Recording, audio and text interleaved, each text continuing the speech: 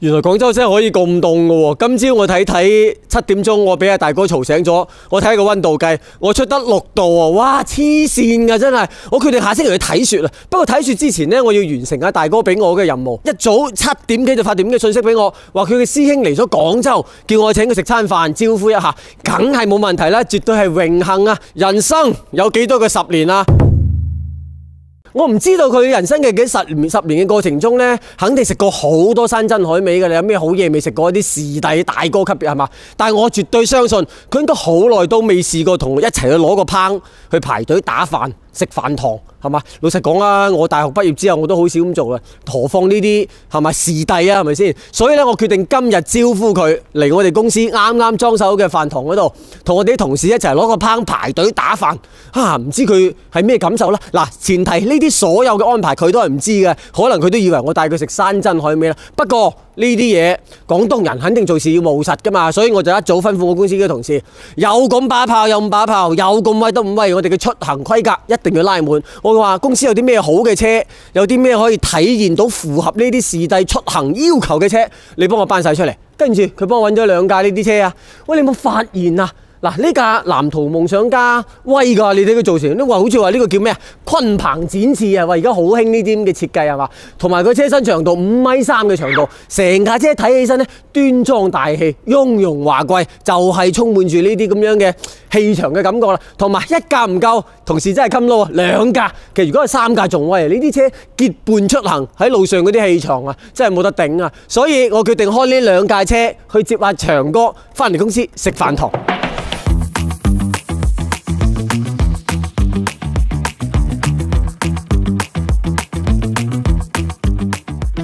其實咧，阿長哥啊，呢啲咁樣嘅大咖，啲 TVB 嘅老牌師弟吓，佢哋平時啲出行已經係習慣咗我哋熟悉嘅外國品牌 MPV， 但係中國品牌嘅 MPV 最近其實我都俾咗好多佢哋啲同行，佢哋啲行家去試，每一個坐完都係跨啦啦嘅，都係驚嘆於原來喺豪華 MPV 呢個領域呢，我哋曾經以為嘅一啲天花板已經係俾人哋全部打到爛晒、突破晒㗎啦。中國汽車工業嘅能力喺 MPV 市場方面嘅捲，已經捲到無所不用其極，每一個極致都俾佢捲到盡嘅。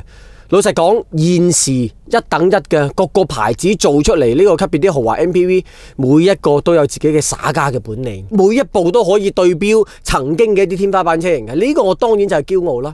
其實睇翻呢部藍圖嘅夢想家喺咁多優秀嘅同行之下，佢靠咩突圍呢？我覺得佢選擇咗用一條係真係最難嘅嗰方面，亦都可能亦都係佢擅長嘅地方。大家會知道藍圖嘅背景係個傳統嘅老牌嘅汽車品牌啊，喺一啲傳統嘅基本功方面，我成日講嘅基本功方面呢，佢就係有一啲比人好嘅一啲優勢。例如呢架車嘅底盤係真係冇得頂嘅，跨啦啦嘅。你唔信你可以試下部車行起身嘅嗰啲靈巧輕巧嘅嗰啲感覺。當然全部都係托賴於底盤調校方面嘅一個出色嚇。前邊雙叉臂，後邊列入咁多年講，佢成個底盤都係鋁嘅，所以佢喺行走機構方面咧，可以講係不計成本落足料。你去坐一坐你就知㗎啦嚇。另外喺動力方面呢，佢呢部車亦都係好時髦嘅。部車充滿電嘅情況下，佢嘅純電續航可以去到230公里嘅。咁啊，我哋實測咁啊，充滿電行到170、180，特別呢啲咁凍嘅天，我仲開住個暖氣嘅，佢都係做到嘅。所以其實佢喺能耗方面呢 OK 嘅。咁啊，再加埋嗰個發動機，兩邊咧加埋佢嘅綜合續航破1000公里，亦都係佢本身嘅一個好重要嘅能力。其實呢一啲唔單止話而家時髦，佢喺 MPV 方面有實質嘅一個咁嘅使用嘅場景。好似我而家去接阿長哥，有咩作用啊？萬一我要等一等佢呢？喺嗰度我等1個鐘頭、2個鐘頭，嗰啲專業司機好輕鬆噶，成日要等老細噶嘛。喺等嘅過程中，我嚿電池足夠大嘅情況下，我就可以喺架車度嘆暖氣、聽音響，係咪？甚至休息啊，夏天我仲可以開住個空調，呢啲就係一個好好嘅一個使用嘅場景啦。另外一個電池夠大，我基本上如果市區通行嘅話，大大降低我哋嘅用車成本。我靠充電就可以實現市區方面嘅純電嘅續航。從呢一方面，我覺得呢一部車俾到我嘅機械方面嘅，我係對佢相當之滿意嘅。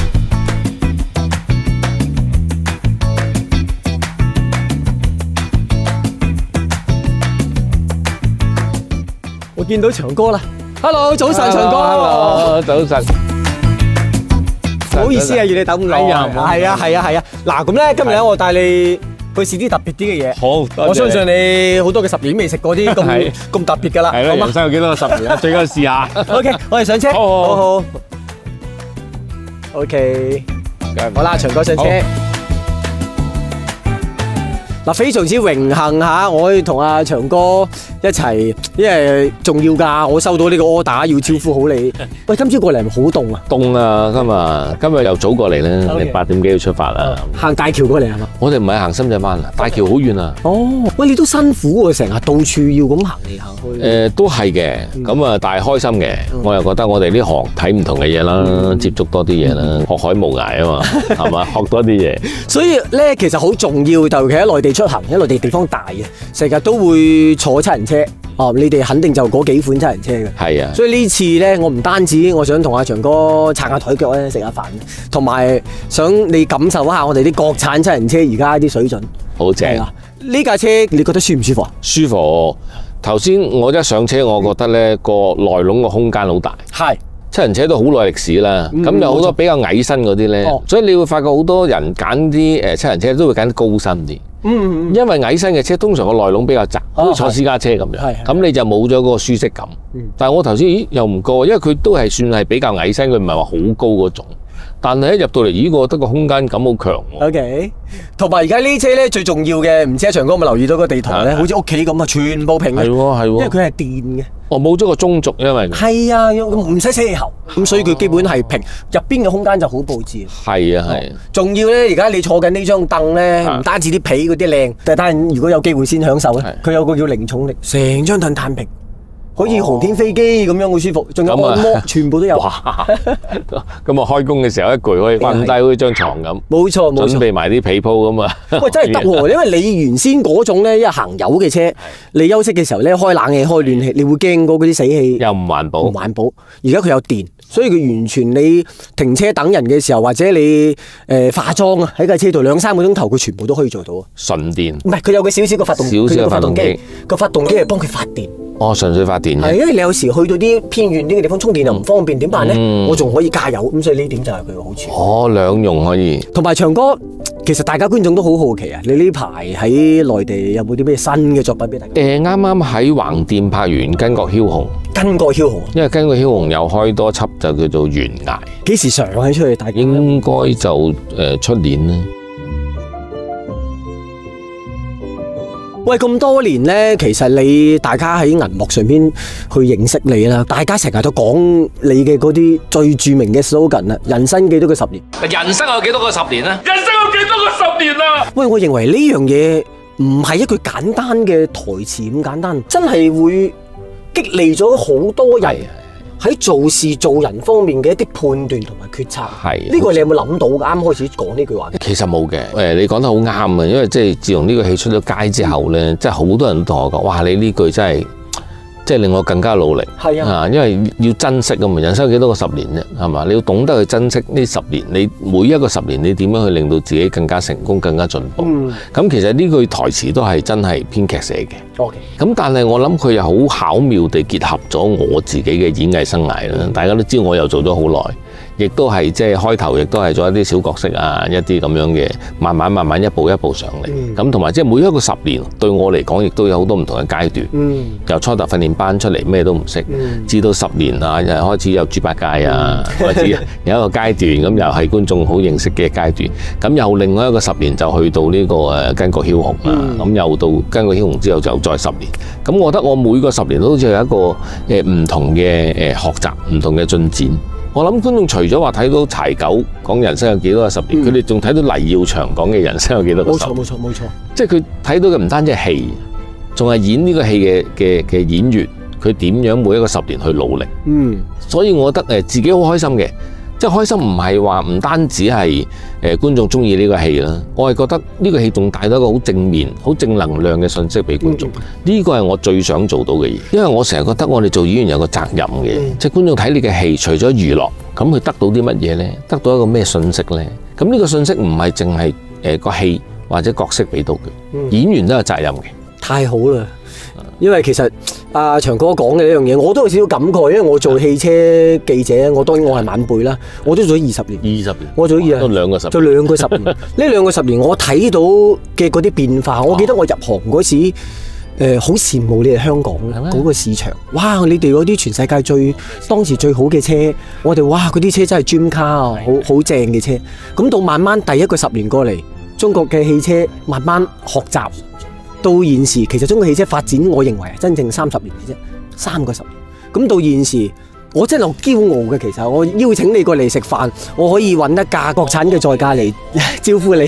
即係呢幾年喺內地嘅時間多，我都覺得我哋祖國嘅科技進步一日萬里啊，唔係一日千里，真係嘅。正如你講汽車啫嘛，喂，而家我哋嘅車嘅科技，電車嘅科技，你知我哋好多技術啊，好多嘅配套啊，甚至乎設計，即係等於頭先我一睇嘅車，好老實講，我一嚟到我睇到，哇，個外形咦，好現代化，都夠照係嘛個樣，夠絕對夠，同埋佢即係低調中有霸氣。個鬼面罩啊！喂，呢個係中國人嘅性格嚟㗎，我唔好啲嘢咁出嚟行，唔好咁弱，做幾威。係，但係低調得嚟有霸氣，呢個好難嘅。係啊，係嘛？呢個考設計師嘅功力嘅。真係，我都覺得係。同時轉個彎咧，就係個高速公路㗎啦。嗱，你喺安全嘅情況下，你不如個油門踩落去，等阿長哥體驗下，其實而家7人車嘅啲加速。哇！咦，係咪啊？好啦，唔好超速。好啦，係啊，唔好超速啊，試試。以前7人車同速度冇關係㗎，係。但係你知唔知而家啲7人車嘅性能可以去到幾強啊？呢架係前後雙電機，0到100嘅加速有幾秒嘅啫，即係同以前啲高性能車係一樣嘅。因為啲技術嘅方面係打破咗好多原先嘅嗰啲壁壘。7人車以前就係講舒服㗎嘛，但係你有冇諗過7人車其實可以同智能，可以同性能？呢啲嘢全部去融合，呢架車有輔助駕駛，你上到高速佢自己可以開噶啦。係啊，咁佢啲全部可以搞掂。呢個我相信就係科技帶嚟嘅一個變化咯。啱先我講啊，呢10幾20年咧喺內地你咁多業務咁多生意啊，如果就係講車嗰 part 咧，令你印象深刻嘅會係啲咩變化或者感覺有冇啊？變化我諗就係個智能嗰方面咯。智能，即係譬如話你語音控制啊。即係所有車裏邊嘅窗啊、冷氣、空調、播歌啊各樣嘢，你只要講就得啦。OK。以前你知啦，又要揾掣，又要撳，而家功能太多啦，係咪？咁有乜嘢你叫佢做？係嘛？呢樣嘢係我覺得將成個科技融落咗去車，而又真係幫到嘅。因為車老實講，你揸車專注，咁你講就得，你要乜嘢講。所以我就話，即係而家嘅車配合嗰個科技係令到你成個生活更加便捷。仲有一點我唔知阿長哥有冇留意到呢？就係因為國產車，我哋大家會話佢平，以前話食價錢嘅，可能會對架車嘅檔次會影響。其實因為而家國產車點解你會做得咁平？呢架車個價錢啊，係你坐過嚟嗰部一半就可以買到一架咁樣嘅車，但佢各方面嘅裝備係嗰部嘅一半都唔止咁 over。係，絕對係。佢點做到呢？因為個市場發展得夠大，我哋嘅工業水準夠，可以將啲原先好貴嘅嘢，好似呢部車係空氣避震。空氣避震嘅咁靜，係啊，佢嗰個空氣避震就會跟住佢個路嘅唔同，佢即刻會調，同埋靜喎，又靜，係啦。呢玻璃係雙層，2層嘅玻璃，就因為我哋嘅工業體系可以令一啲原先好貴嘅嘢，我哋唔使進口，國產就可以做到個高嘅自給自足。第二個量大，個量大嘅成本咪低咯，係啊，咁所以就會令中國嘅車主可以用好平嘅價錢買到啲好靚嘅最頂級嘅設備。中國車出口到外國嘅價錢係1個 double 㗎，貴1倍㗎，所以好幸福嘅喺中國買車。同埋而家我哋即係中國嘅汽車個發展已經係全世界，影響力係已經遍佈全世界。因為我睇過好多譬如新聞，好多我哋嘅車展，其實好多國家嚟到買。啊，係啊，尤其是電車嘅發展，中國係即係首屈一指。今日啊，同阿長哥坐住架車過到嚟啊，順路啦，路上傾下偈啦。咁等陣我哋去咧，其實我哋公司嚟嘅。就喺我哋公司食飯堂，你介唔介意啊？梗係唔介意啦，同我哋啲員工一齊食，梗係唔介意啦。係咪㗎？哎呀，我最中意同大家一齊食下飯傾。太好啦，太好啦！學下嘢啊嘛，因為公司好多你係佢同事嘅偶像，所以咧，我預期喺外邊揾一間餐廳，你都食到慣㗎啦。不如去試下，人生咁多嘅10年，我相信你都好耐冇食過飯堂㗎啦。唔係喎，我哋如果喺公司 TVB 拍成日食飯堂噶喎，係咩？方便啊嘛，你開工做嘢咁樣。係喎係喎，我啱先仲喺度講你長哥應該好耐冇食過飯堂唔會，我哋外景係照食盒飯，係嘛？係啊，幾好，一樣廣東人啲性格就係啊務實啲，隨便隨意冇所謂。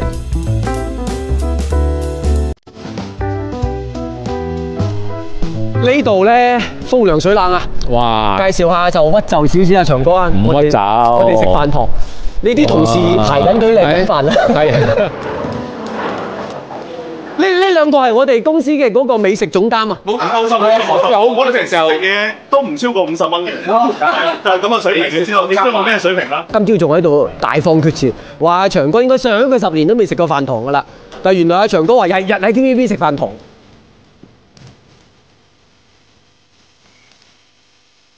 阿長哥食2隻雞髀入我數，到時2隻雞髀。嘅嘢，喂，飲下湯先啊！我哋啲湯主打就冇味精，同埋冇味，同埋冇味，又未至於分清淡啲啫。長哥，我想問咧，你哋拍劇嗰時咧，我見咧一家人喺度食飯啊，嗰啲餸夾嚟夾去嘅，嗰啲餸其實食唔食得嘅咧？誒食得嘅，食得嘅。以前咧嗱，好老實講，即係我入行嘅時候咧就問啲嘅，因為嗰陣時個設備冇咁好啊，又冇雪櫃啊，又冇微波爐啊，冇成啦。咁而家其實基本上都有㗎啦。即係真餸嚟，我以為塑膠嘅添。係，如果我哋喺廠景拍咧，通常喺 canteen 叫落嚟嘅。咁你哋拍劇嘅時候會唔會真係食㗎？誒食㗎食㗎。唔係，但係如果《溏心風暴》嗰啲鬧晒交 NG 咁多次咁，佢冇時間食啊嘛。係因為冇時間食。我就唔係，我拍真食飯戲我都食嘅，我最中意食。真常。咁 NG 到3次咪好飽？咪係啊，咁咪唔使放飯啦，慳翻啲時間。食飯都唔使食，直情拍戲嘅時候食埋。係啊。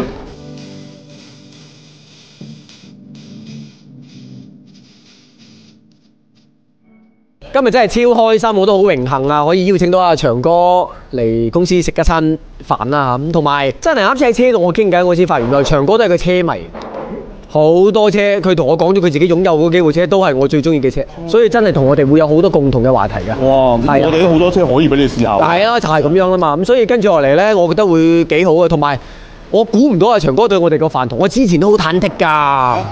所以我要揾你兩個嚟幫我做膽咯，幫我手吹一吹，將啲飯堂吹得高端啲。我揾我哋吹就問啲。但係原來都幾高評價原來長哥對個飯堂都高評價嘛。好就話你哋好用心去揾個供應商，係嘛？好啊，咁所以多謝長哥今次嚟我哋公司參觀作客啦。咁又如果以後有機會嘅話咧，我都想多啲同阿長哥多啲傾偈，多啲玩啦。多啲嚟食飯啦。係啊，多啲過嚟食飯啦。隨時嚟啊，直接嚟得㗎啦。呢個光景咁靚，梗係要多啲嚟啦。好啦，唔單食飯都食環境啊呢度。唔好傾住啦，拜拜，唔好阻住我哋大家食飯，唔好阻住強哥食飯，拜拜。拜拜。飲湯。